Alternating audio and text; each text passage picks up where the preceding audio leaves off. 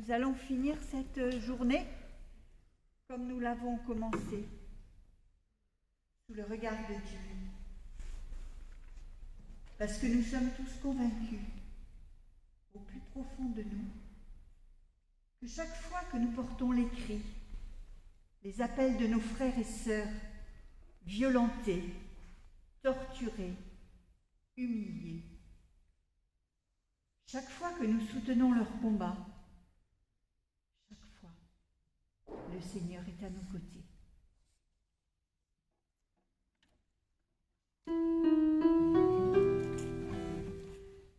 Chaque fois qu'un homme par le monde a crié justice, justice pour son frère, près de lui chaque fois, Seigneur, tu es là, tu es là. Près de lui chaque fois, Seigneur, tu es là, tu es là. Chaque fois qu'un homme par le monde a porté l'angoisse, l'angoisse de son frère, près de lui chaque fois, Seigneur, tu es là, tu es là. Près de lui chaque fois, Seigneur, tu es là, tu es là.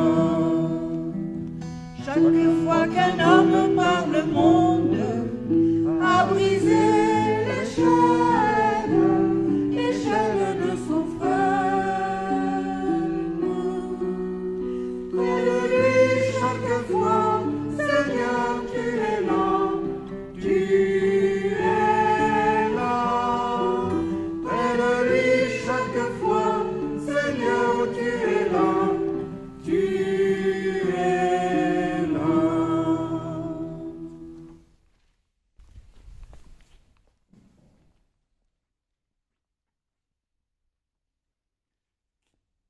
La grâce, la miséricorde et la paix nous sont données de la part de Dieu, Père, Fils et Esprit Saint, celui qui est, qui était et qui vient. Dieu notre Père, Dieu Tout-Puissant, toi dont les mots ont donné de l'espoir aux marginaux, toi dont les mains ont pris soin de ceux et celles qui étaient malades, insuffle en nous la grâce qui fait vaincre la haine et nous libère de la violence. Donne-nous d'aller avec courage sur les chemins de la justice. Que ta parole habite nos silences, que ta lumière éclaire nos ténèbres, que ta paix triomphe de nos errances, que ta justice renouvelle notre terre. Alléluia, Alléluia, Alléluia, Alléluia, Alléluia, Alléluia, Alléluia, Alléluia.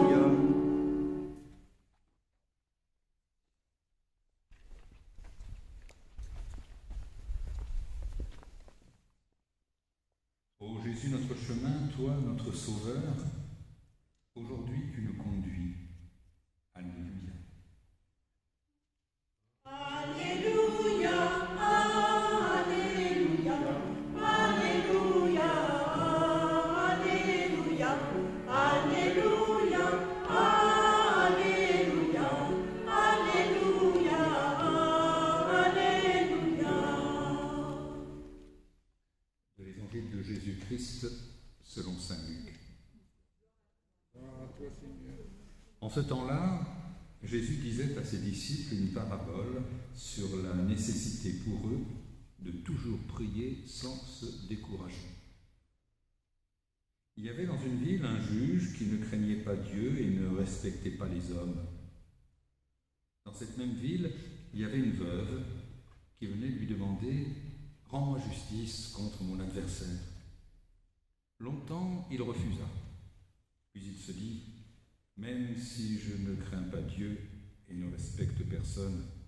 Comme cette veuve commence à m'ennuyer, je vais lui rendre justice pour qu'elle ne vienne plus sans cesse m'assommer. » Le Seigneur ajouta, « Écoutez bien ce que dit ce juge dépourvu de justice. Et Dieu ne ferait pas justice à ses élus qui crient vers lui jour et nuit? Les fait-il attendre? Je vous le déclare bien vite, il leur fera justice. Cependant, le Fils de l'homme, quand il viendra, trouvera-t-il la foi sur la terre? »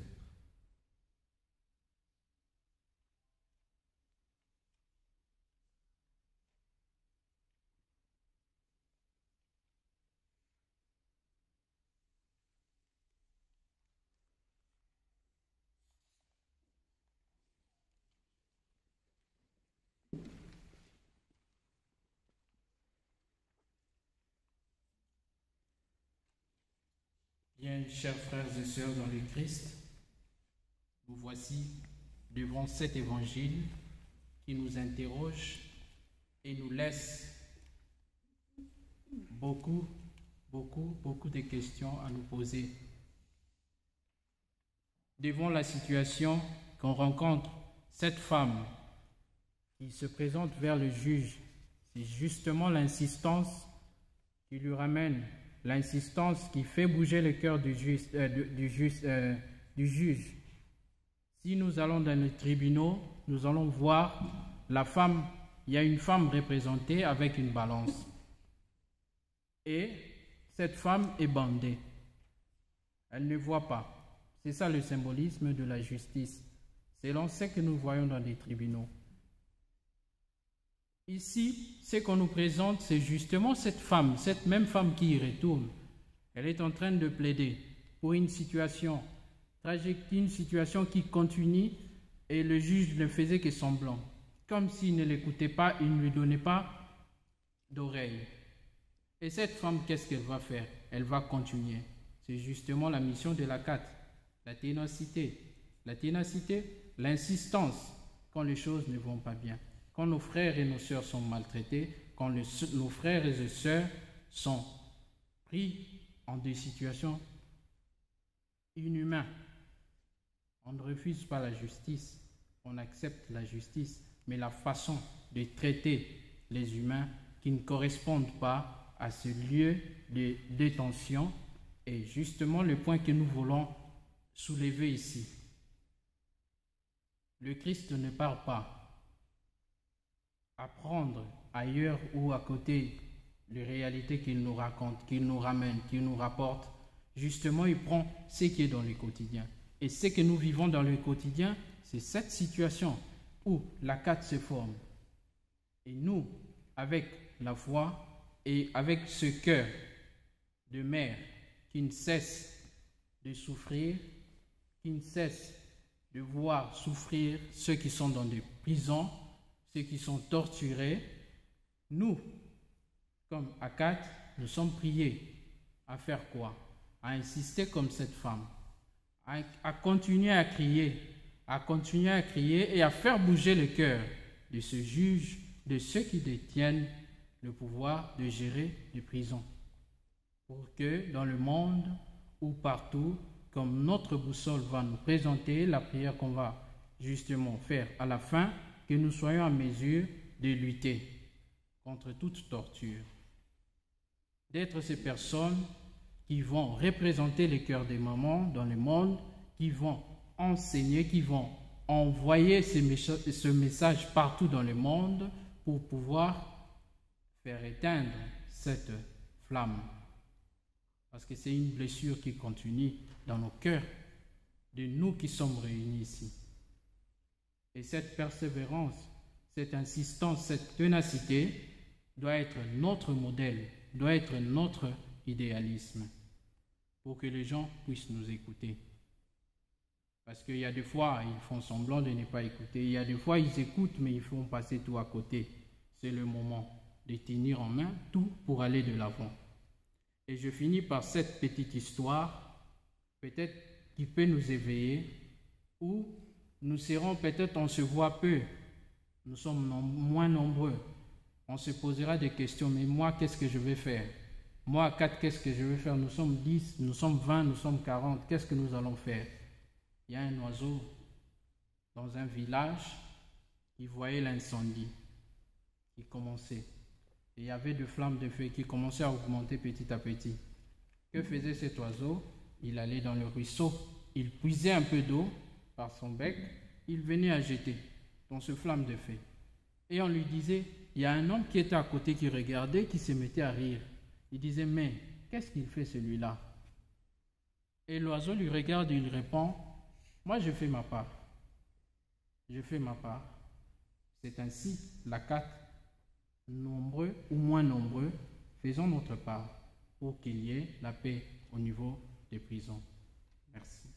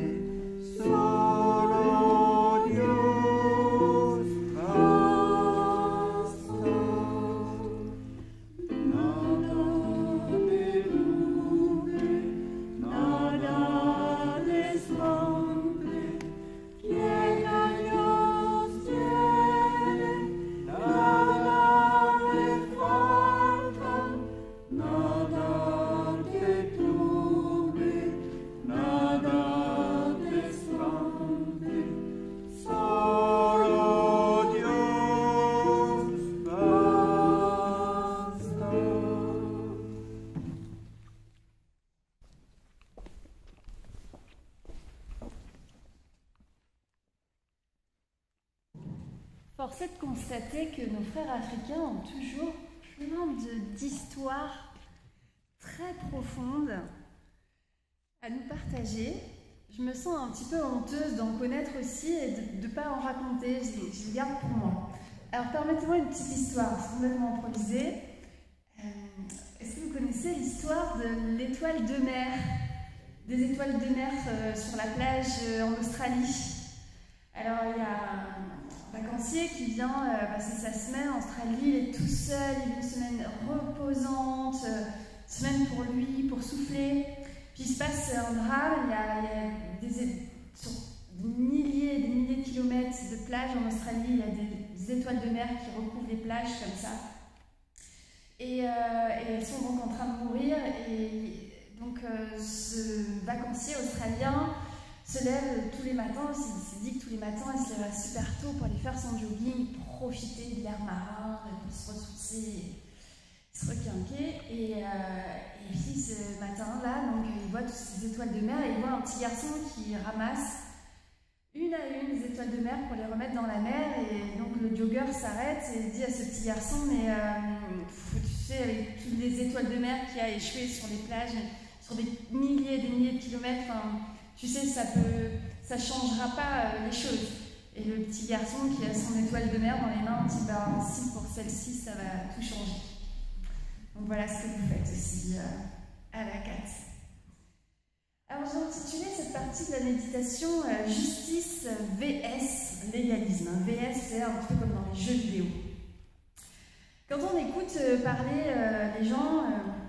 Quand on écoute parler les gens de la justice, j'ai pu remarquer que c'est comme s'il y avait deux grandes écoles. Deux grandes écoles qu'on peut qualifier de deux termes, la justice légaliste et la justice contextuelle. La justice légaliste considère qu'il faut appliquer la loi de manière automatique aux différentes situations qui sont abordées dans les tribunaux. Cela revient à faire conformer les différentes situations aux cas prévus par la loi et à appliquer les sanctions prévues de manière mécanique. La justice contextuelle, elle, de son côté, s'efforce d'appréhender chaque situation avec ses spécificités pour apprécier le contexte, les personnalités et mettre en perspective les différents éléments. La justice légaliste est un peu à l'image des radars automatiques qui longent les routes ou qui veillent au grain à proximité des feux tricolores. Du moment que vous avez dépassé la limite de vitesse autorisée ou que vous avez franchi le feu rouge, et vous êtes verbalisé. Vous pouvez trouver cela juste et vous pouvez considérer qu'il n'y a rien à redire parce que dans 2 cas, il y a eu infraction à la loi, des sanctions sont prévues, il n'y a donc pas à tergiverser. On applique la loi. Et c'est la justice aveugle qui ne se préoccupe pas du contexte. C'est mécanique, c'est froid, c'est inhumain. D'un point de vue théologique en tout cas. En effet, la justice n'est pas forcément destinée à réprimer ou à sanctionner des fautes. La justice, d'un point de vue théologique, est destinée à remettre tout le monde dans le sens d'un monde plus vivable, plus sûr et qui offre de plus grandes libertés à chacun, toutes choses qui correspondent à la volonté divine, telle que la Bible nous la révèle. C'est la raison pour laquelle, d'un point de vue théologique, la justice légaliste est problématique.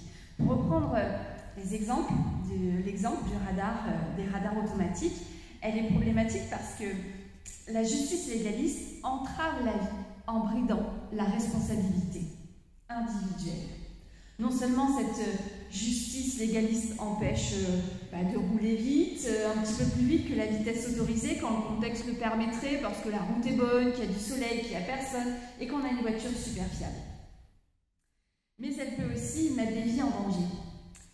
Ainsi, ce véhicule de pompiers, toute sirène hurlante, je sais où ça m'est arrivé, bloqué sur la voie parce que le conducteur qui est au feu rouge n'a pas envie de payer une contravention, n'a pas envie de se voir enlever 4 points sur son permis, peut-être même les derniers points, ce qui l'obligera à repasser son permis en franchissant le feu rouge pour laisser passer ce véhicule des pompiers.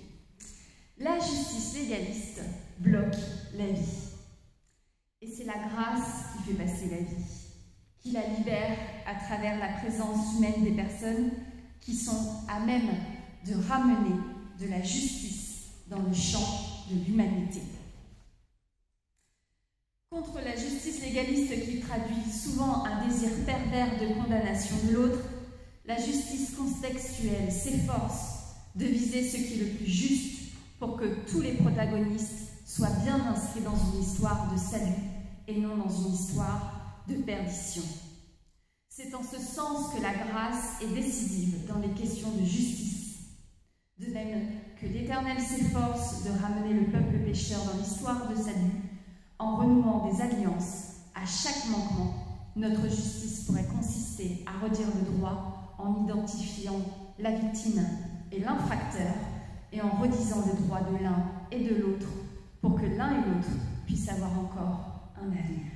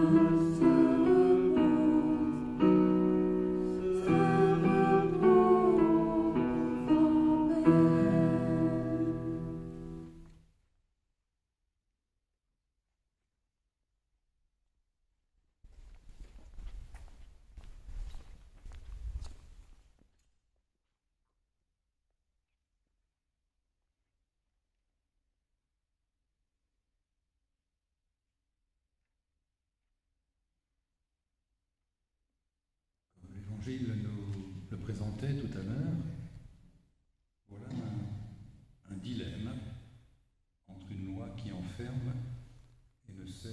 éventuellement qu'à ceux qui la professent,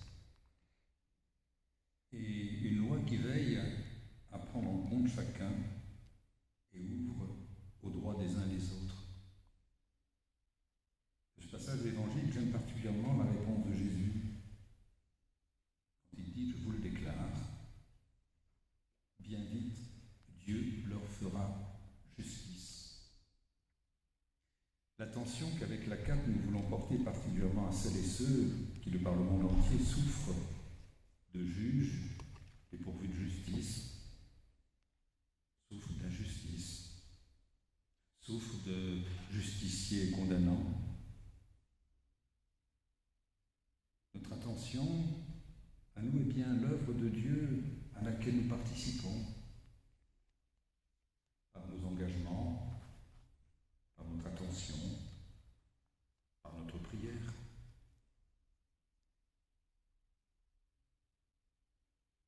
Je suis aumônier de prison à Meaux et si je n'étais pas avec vous cet après-midi, c'est parce que j'étais dans cet établissement. Et ainsi, aumônier de prison, je suis souvent témoin de la lenteur que prend la justice pour assumer sa responsabilité de jugement et de condamnation. Une lenteur qui parfois devient de l'injustice à l'encontre même de l'accusé.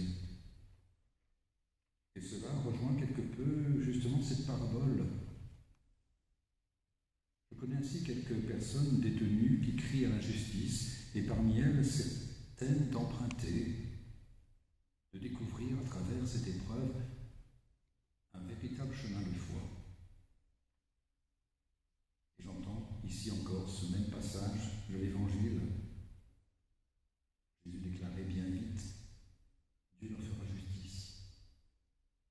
Non, cela n'enlève rien à la responsabilité des actes qu'ont pu commettre ces personnes, mais cela me fait découvrir combien le Seigneur est attentif à tous, attentif à chacun quand on lui laisse place dans notre vie.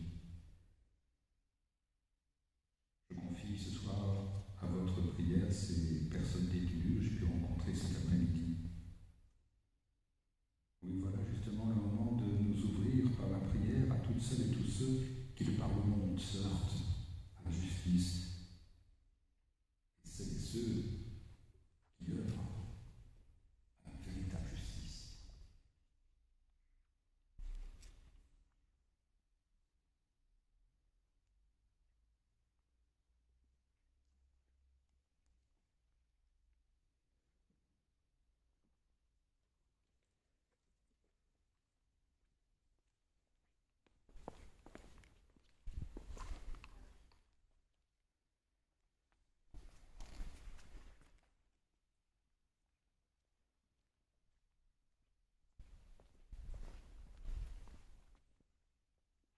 À présent, vous voyez devant vous là, il y a au sol l'image d'une boussole. Et cette boussole nous servira pour qu'une fois que nous aurons à écrire nos prières, nos intentions de prière ici, nous viendrons pour l'exprimer devant et les coller autour de cette boussole qui représente chaque coin du monde. Ça veut dire là où chaque personne est torturée dans le monde, nous manifestons notre solidarité à ces personnes.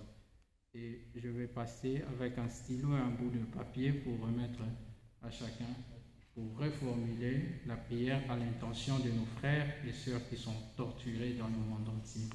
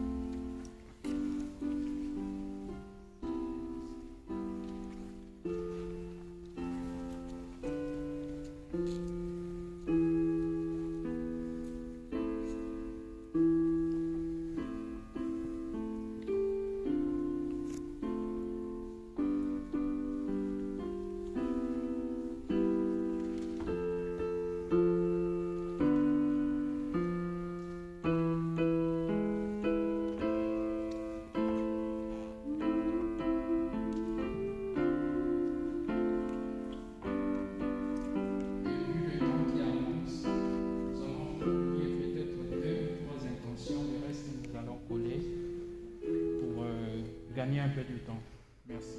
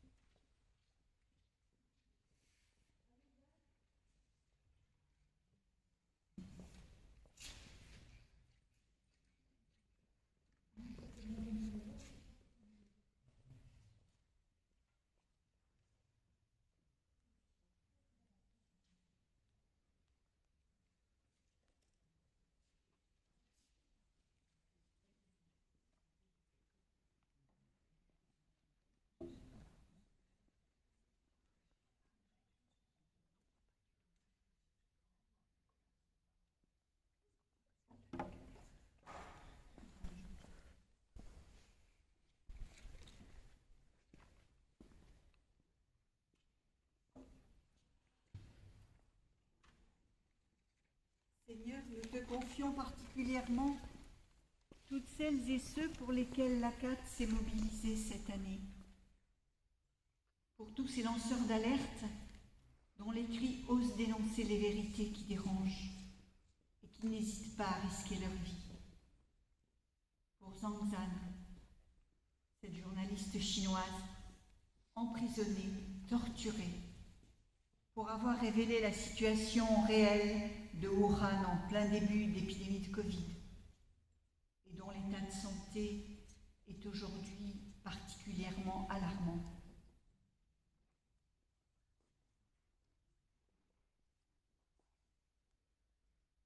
Pour ces 12 journalistes burundais condamnés à la prison à perpétuité pour avoir dénoncé et documenté les violations des droits humains du régime et dont aucun avocat burundais n'a accepté d'assurer la défense par peur de représailles. Pour Gwen Van Hout, journaliste vietnamien détenu pour avoir dénoncé le scandale environnemental de Formosa. Nous te prions. Accueille au creux de tes mains la prière de tes enfants.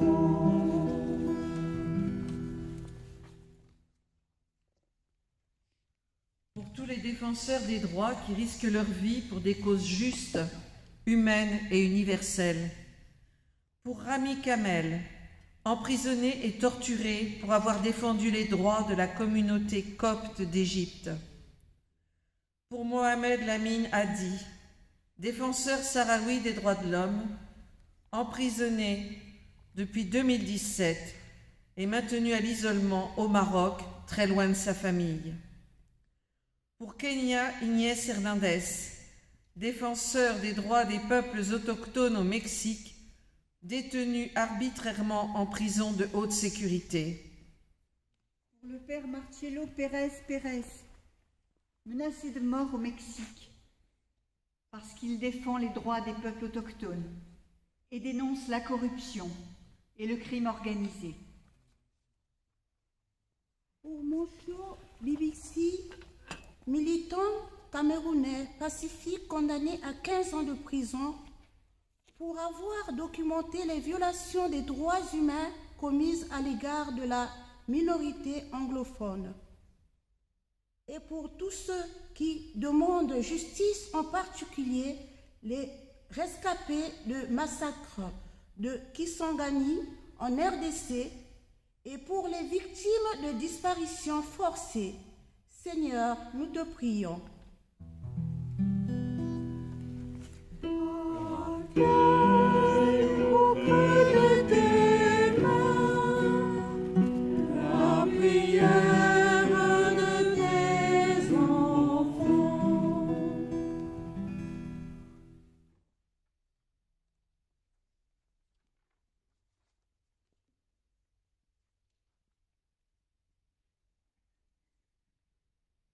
Seigneur, nous te confions tous ces visages que nous avons placés devant toi. Reçois ces lumières qui sont le signe de la flamme, du courage de ces personnes que nous soutenons. Seigneur, reçois les intentions de prière que nous avons écrites. Toi seul peux vraiment les lire et les comprendre depuis ton cœur de Père, ton cœur de miséricorde.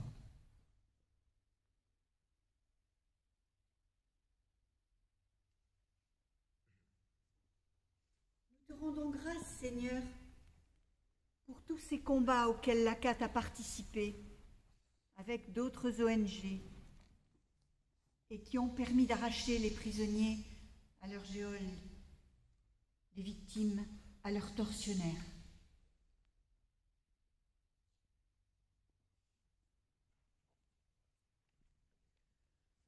Nous te rendons grâce pour la libération de Nestor Nibitanga au Burundi, libéré en avril après 4 ans de détention arbitraire.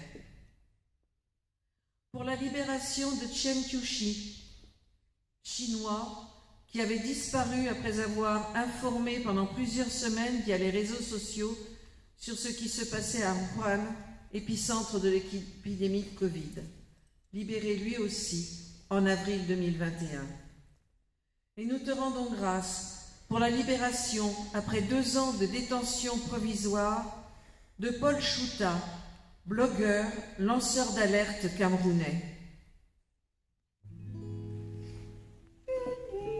Le Seigneur, ô mon âme, n'oublie aucun de ses bienfaits.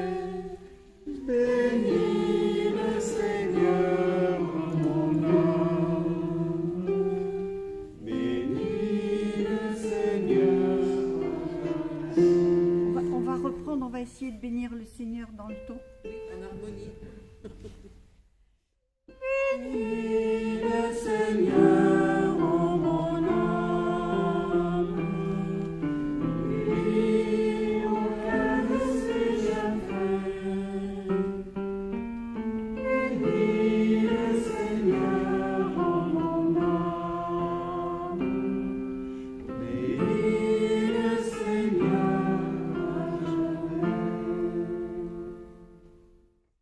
Nous te rendons grâce pour les libérations au Burundi de Germain Rukuki, membre de la CAT Burundi, ainsi que de 4 jeunes journalistes libérés après 430 jours de prison. Merci pour la libération d'Oumar Silla, en Guinée, condamné pour avoir dénoncé les exactions du gouvernement. Pour la libération de Parfait, Francky, Gil et Medri, sympathisants pacifistes du mouvement, incarnaient l'espoir. Emprisonnés depuis 2019 pour avoir communiqué sur les réseaux sociaux des messages de soutien à un opposant du régime en place. Merci aussi pour tous ceux et celles qui s'engagent dans les associations de solidarité pour bâtir un monde juste et solidaire.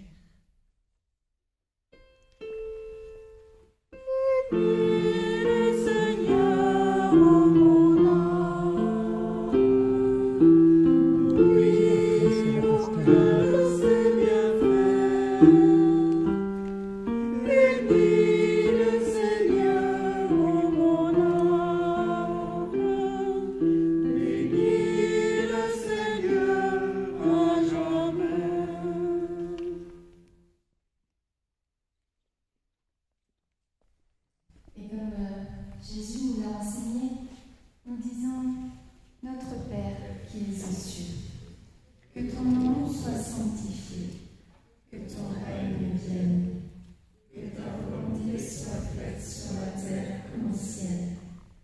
Donne-nous aujourd'hui notre pain de ce jour. Pardonne-nous nos offenses, comme nous pardonnons aussi à ceux qui nous ont offensés. Et ne nous laisse pas entrer en tentation, mais délivre-nous du mal. Car c'est à toi qu'appartiennent le règne, la puissance et la gloire, pour les siècles des siècles. Amen. Si Dieu nous envoie, ce n'est pas pour vivre confortablement et douillettement dans l'assurance de son amour, de son pardon. Il nous envoie pour vivre l'Évangile. Il nous envoie pour être des témoins de sa croix et de sa victoire, pour poser des signes de son royaume, pour devenir des artisans de sa justice. Pour partager les larmes et les peines de tous les hommes, pour guérir les malades, pour délivrer les enchaînés, pour visiter les prisonniers, pour accueillir les opprimés.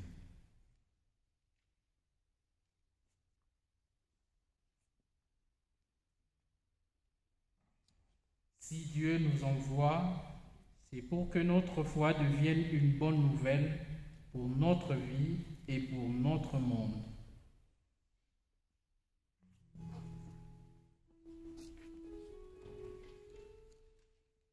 Comment ne pas te louer? Comment ne pas te louer? Comment ne pas te louer?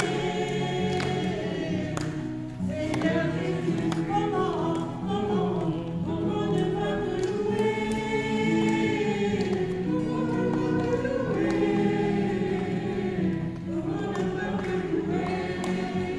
Comment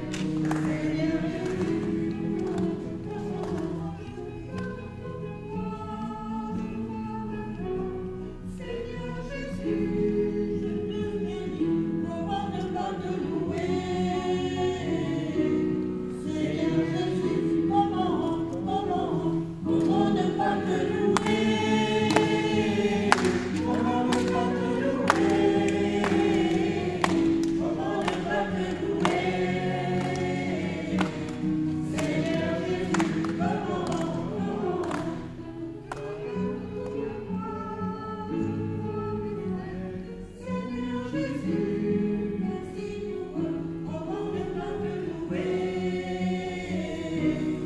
Seigneur